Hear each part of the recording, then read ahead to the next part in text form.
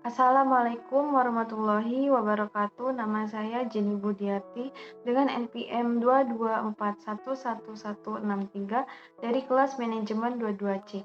Di sini saya akan menjelaskan tentang uji T homogen dan non-homogen.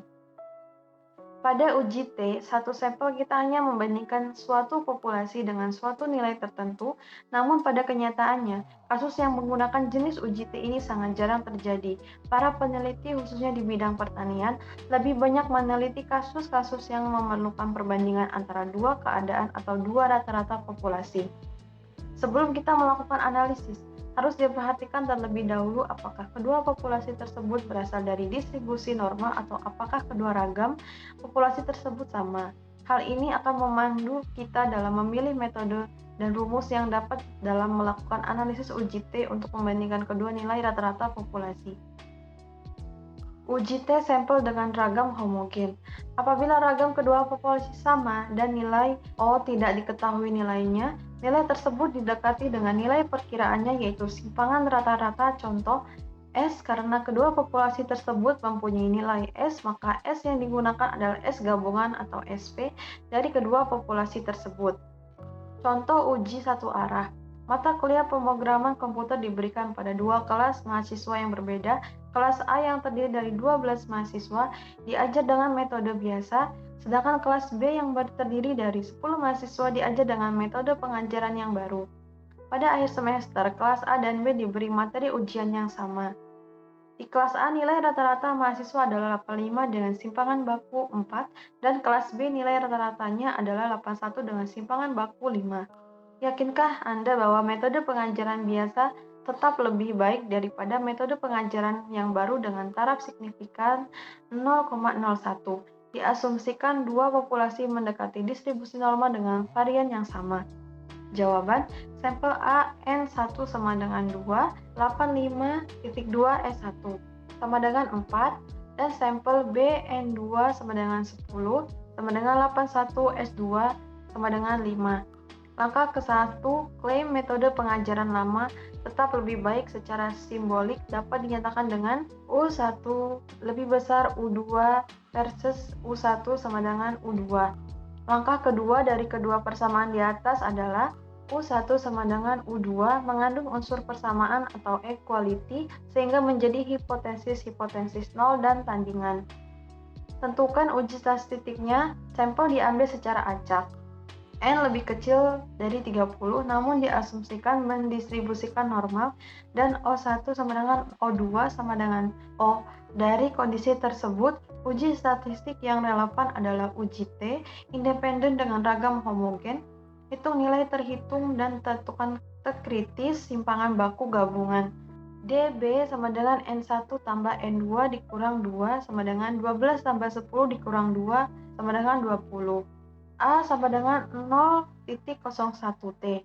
Kritis T 0,01,20 sama dengan 2,528 karena terhitung lebih kecil T kritis, maka HO diterima dari hasil uji T diperoleh kesimpulan bahwa pada taraf yang nyata 1%, metode pengajaran biasa tidak berbeda dengan metode pengajaran baru.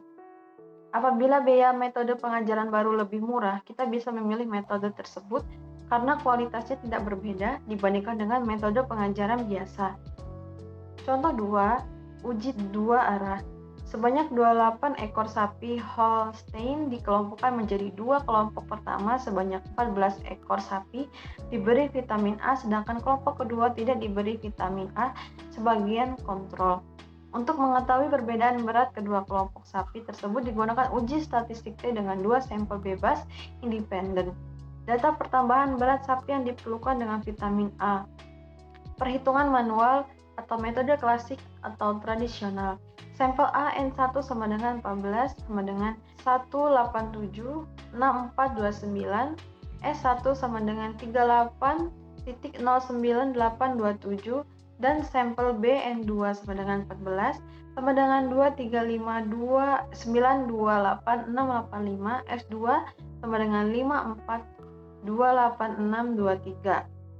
Langkah ke-1, klaim ada beberapa di antara kedua perlakuan secara simbolik dapat dinyatakan dengan U1 sama dengan U2 versus P1 sama dengan P2. Langkah kedua dari kedua persamaan di atas, U1 sama dengan U2 mengandung unsur bersamaan atau equality sehingga menjadi hipotesis-hipotesis nol dan tandingan. Taraf nyata A sama dengan 0,05.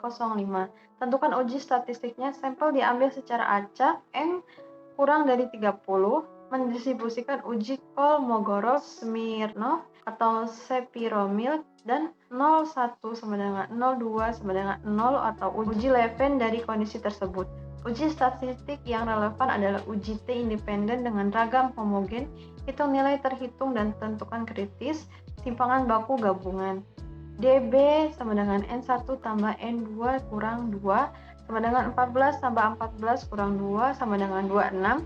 A sama dengan 0,05, kritis T A2 dB sama dengan T 0,025,26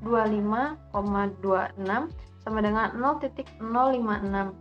Karena terhitung kritis sama dengan min 2,73 lebih besar dari 2,056, maka HO ditolak. Hasil dari uji T diperoleh kesimpulan bahwa pada taraf nyata 5% berat antara kelompok sapi yang tidak diberi vitamin A kontrol dengan yang diberi vitamin A berbeda. Uji kehomogenan ragam. Uji Levin digunakan untuk menguji kehomogenan ragam di antara kedua populasi kelompok. HO ragam homogen, HA tidak semua ragam sama. Kesimpulan uji Levin, HO ditolak yang berarti uji Levin signifikan biasanya P lebih kecil dari 0,10 sama dengan ragam tidak sama O1 sama dengan O2. HO diterima yang berarti uji Levin tidak signifikan biasanya P lebih besar dari 0,10 sama dengan ragam homogen 0,1 sama dengan 0,2. Sekian presentasi dari saya akhiri. Wassalamualaikum warahmatullahi wabarakatuh.